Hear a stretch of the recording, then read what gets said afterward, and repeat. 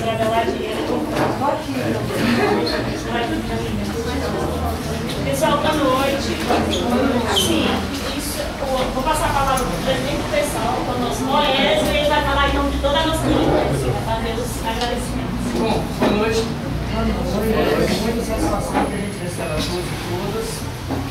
Para nós, a inauguração da biblioteca, desse espaço, de Xavier, do Ciclo de Leitura Daniel Bessarit, tem um significado muito importante para os socialistas, da nossa tradição. E a gente fica imensamente feliz com esse trabalho, que é realizado com muitas mãos. Né? Se a Vandinha puxou, ninguém pode também tirar isso da Vandinha.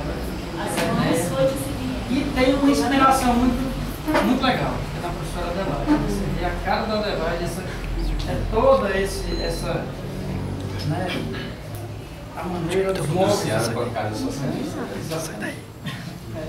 Depois a gente aprendeu isso com a Adelaide, eu comecei a levar na casa socialista.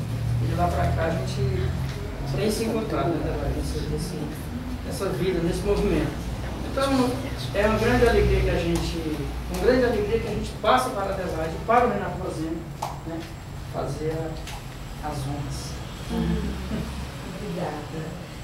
Muito boa noite. Eu fui muito comovida de estar aqui, muito comovida mesmo. Não sei nem direito o que dizer, nem como falar, mas vamos tentar ser breves, porque o importante é que vocês vejam os livros. O que nós poderíamos dizer dessa noite? Em primeiro lugar, dizer que os livros eles podem ser um lugar de grande inspiração, eles podem também ser um lugar onde nós podemos realizar muito bem essa experiência de alargar a nossa humanidade. Acho que a experiência com os livros é uma experiência definitiva na vida das pessoas. Acho que aspiramos mesmo a nos mudar pelos livros. A história da leitura é uma história muito bonita. As mulheres aprenderam a ler só no século XIX. Elas pensavam já há muito tempo, mas a leitura só se torna uma possibilidade na vida cotidiana das mulheres no século XIX. Então, nós aprendemos a ler muito tardiamente. As crianças também só aprenderam a ler no século XIX, só tiveram acesso a uma leitura como leitura de crianças, como livros feitos para crianças no século XIX. Os operários também só aprenderam a ler no século XIX, porque só se tornam operários no século XIX. Eles nascem junto com a classe. A classe esteve presente no dia e na hora do seu nascimento. E no dia e na hora do nascimento da classe, um livro esteve presente. Os operários, desde o século XIX, eles fazem da palavra a sua mais poderosa forma de combate da máquina, de combate das relações absolutamente desumanizadas no espaço satânico das fábricas. Então, a história da leitura no mundo dos trabalhadores é uma das passagens mais bonitas que nós conhecemos na história social dos livros e da leitura. Operários, em maioria, analfabetos, porque sem acesso à possibilidade de estudo formal, tinham imensa dificuldade de ler os próprios jornaizinhos feitos para o autoesclarecimento da classe. E das passagens mais bonitas é aquela quando os trabalhadores instituem, ainda no século XIX, ali, quando o século ia entrando na segunda metade, uma das mais belas instituições da história a partir das luzes, a partir da leitura. Eles instituem a figura do lector. Operários de fábrica, operários em várias situações de trabalho, reuniam dos seus recursos uma forma de retirar um companheiro, em maioria homens, da produção, e ele ficava o dia inteiro lendo no estrado, um pouco mais alto, lendo os jornais de trabalhadores, os jornais dos trabalhadores. Normalmente tinham os nomes Aurora, Dealbá, uma palavra hoje que não é mais de uso corrente. Aurora também já não é uma palavra de uso corrente no vocabulário cada vez mais importado da esquerda em escala internacional. E eles liam esses jornais, e a leitura dos jornais, ela foi parecendo pouca a esses iniciais círculos de leitura, e passaram a ler os romances, a literatura social. Não foram poucos os trabalhadores que se animaram a fazer as primeiras greves, a quebrar as máquinas, a dizer mal dos patrões, animados pela melhor literatura social do período. Ali no fim do século XIX, é a palavra de Émile Zola que vai calar mais fundo no coração dos trabalhadores do que mesmo os teóricos que cunhavam palavras às vezes muito mais difíceis de serem compreendidas. Mas na tradição de uma esquerda, que é uma esquerda que valoriza pouco o livro e a leitura, era preciso observar por que Marx escreve o Capital, por que escreve obras que fundam outro mundo. Ele escreveu essas obras porque foi um grande leitor, foi um leitor da melhor literatura social do período. Karl Marx não teria escrito o Capital, como não teria, em 1848, com Engels, escrito um manifesto que virou livro, no caso, um manifesto comunista, se ele não tivesse sido um dos melhores leitores de Balzac, se ele não tivesse sido um dos melhores leitores da melhor poesia escrita em língua alemã ou em língua inglesa. Um grande leitor, um leitor da melhor poesia e da melhor literatura.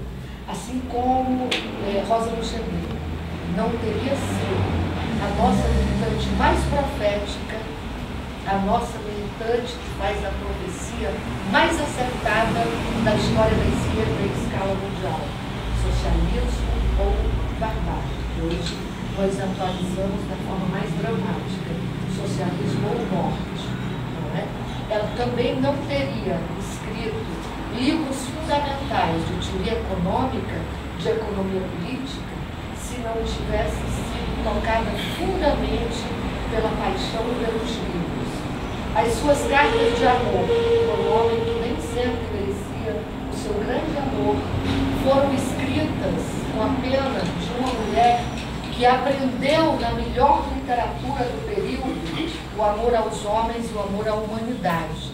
Então nós poderíamos falar aqui de muitas personagens que são muito caras a esse vastíssimo repertório da esquerda da escala mundial, que foram melhores não porque pensaram armas nos fratricidas congressos partidários. Eles foram melhores porque aprenderam a ler de modo indelével. A experiência da leitura é uma experiência que nos marca profundamente, que nos humaniza e que nos dá imensa vontade de amar aqueles que fizeram os livros ou aqueles que povoam os livros. Na história da esquerda, os exemplos são muitos de devoção aos livros e de disseminação da palavra impressa como uma palavra de liberdade, não apenas no escopo da Revolução Vitoriosa de 1689. Exemplo talvez mais conhecido e menos do que temos menor apreço como exemplo, que a nossa história pode ser uma história que busque exemplos, que busque formas modelares de convivência com os livros. Pois Antônio Gramsci, o homem que escreve na prisão, que escreve os seus diários, que escreve de forma elíptica, aquele homem que é tão mal apropriado muitas vezes por liberais, por sociais liberais, por várias matrizes ou matizes ou nuances de um pensamento, às vezes dito de esquerda, na prisão escreveu de forma elíptica e falou de conceitos que talvez, se estivesse em liberdade, teria grafado esses conceitos com outras letras e outras palavras. Hegemonia, contra-hegemonia, sociedade civil e tantas outras palavras. Pois o melhor de Gramsci, certamente, não é a sua reflexão escrita sobre os intelectuais orgânicos. O Millot de Gramsci tem criado a Universidade Popular e Socialista. O Millot de Gramsci tem ensinado a palavra lida e a palavra escrita e a palavra em movimento aos trabalhadores e trabalhadoras de seu tempo. Mas não foi só ele. Muitos outros exemplos em Inglaterra, em França, na Alemanha, em Portugal e no Brasil.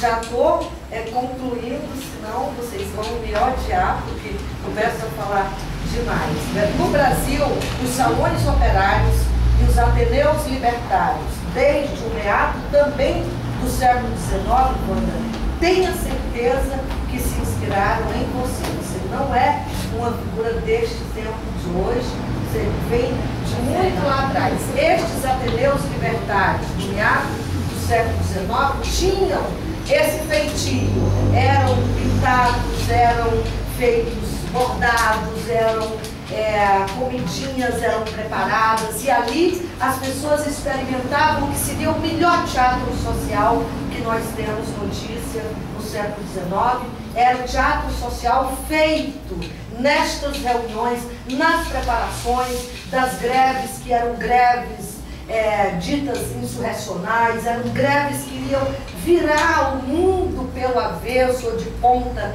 cabeça. Então, esta experiência é uma experiência do Brasil em várias regiões do país. Aqui no Ceará, aqui nesta cidade de Fortaleza, enquanto Dom Manuel da Silva Gomes, esse bispo, arcebispo, que tem a plaquinha ali na parede, criava em 1911 o Círculos Operários de Trabalhadores Cristãos São José, para que São José Operário substituísse na simbologia do movimento operário o 1º de maio internacionalista e operário, enquanto ele disseminava o que ele chamava leitura sã dos círculos operários nesta cidade de Fortaleza, uma Fortaleza que era anticlerical, que era herética, que era dissidente, reunia pequenos círculos, não nos importa a quantidade, mas pequenos círculos que aprendiam o vocabulário mais terrível da época. E era um vocabulário tão terrível que eles aprendiam a fazer bombas, feitio caseiro, mas que tinham grande potência na realização da política anti-oligárquica nessa cidade, não é? As patas dos cavalos de Accioli certamente experimentaram algumas bombinhas desses círculos do pensamento anticlerical, quase chegando ao anarquismo, chegaria pouco depois em Fortaleza, no começo do século XX. Nesta cidade, em 1908, um círculo de leitura organiza aqui em Fortaleza, na rua do Major Facundo. O nome não era bom, mas eram os nomes do poder, substituindo os românticos, a romântica nomenclatura passada, não é? Organizavam ali o Clube Socialista Máximo Gorki, não é? Vocês vejam aí um vocabulário cruzando o mar, não é? Coreografias que são, portanto, do século XVIII, começo do século XIX, chegando a essa cidade. As coreografias mudam, as palavras vão adquirindo novos contornos, novos sentidos, mas o que é certo é que a experiência da leitura é uma experiência presente na história do movimento socialista em escala internacional. De tal modo, ler era uma experiência tão vital, era uma experiência que animava tantos espíritos na busca por esse novo tempo, por essa nova fonte de palavras que brotassem novas experiências de luta e de liberdade, que eles até pensaram em escrever numa língua universal. O Esperanto é essa utopia de uma língua que todos possam falar e possam entender, para não se desentender na Babel das línguas que são tantas, ou mesmo nos círculos iniciados que punham o seu próprio vocabulário. Pois eu acho que nós estamos numa noite muito bonita. Lívio Xavier, com certeza, está muito feliz. O menino saído de granja, um menino que se torna um bom leitor já em granja e na meninice em Fortaleza tem as primeiras experiências de leitura lendo os portugueses. Lia-se muito os autores vindos de Portugal, via Recife, via Rio de Janeiro, ou mesmo diretamente de Lisboa, porque os paquetes chegavam aqui diretamente da Europa. Não é? Livro, certamente, esse homem que fez a oposição de esquerda, esse homem que é visceralmente anti-stalinista, visceralmente anticapitalista, um homem que morava num quarto minúsculo, que não tinha lugar para dormir porque só tinha livros em torno dele, torna-se a melhor crítica literária no Brasil, frequenta as páginas de um jornal conservador, do estado de São Paulo. Mas tamanha é a excelência da palavra e da escrita de Olívio Xavier, junto com Mário Pedrosa e outros grandes intelectuais do período, que a sua experiência de leitura é a experiência da leitura de intelectual público, essa figura tão ausente da vida política brasileira. Os intelectuais públicos, os intelectuais que hoje, em maioria, se abastecem de forma institucional e vivem para as instituições e vivem cada vez mais a dizer bem do estabelecido. Um leitor não pode dizer bem do estabelecido. Um bom leitor sempre dirá mal dos patrões, da burguesia, dos ricos. Um bom leitor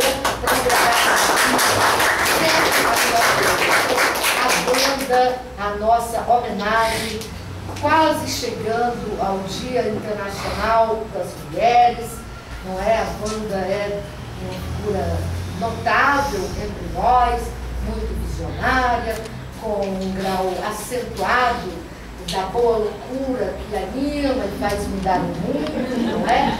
A banda certamente dessa boa estirpe que vem lá do século XVIII, com a mulher que escreveu a primeira obra fundamental e que as mulheres deveriam conhecer de capa a capa, Mel Wollstonecraft, do século XVIII, escreve As Mulheres, Direito das Mulheres e Justiça dos Homens.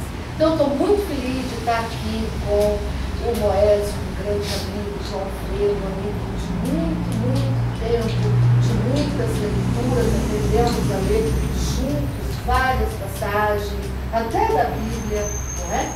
Fizemos aí os certos sincretismos que o tempo cuidou de explicar, bem que seja o Renato, quem eu sou absoluta e publicamente apaixonada, é um homem que me dá muitos livros, não é?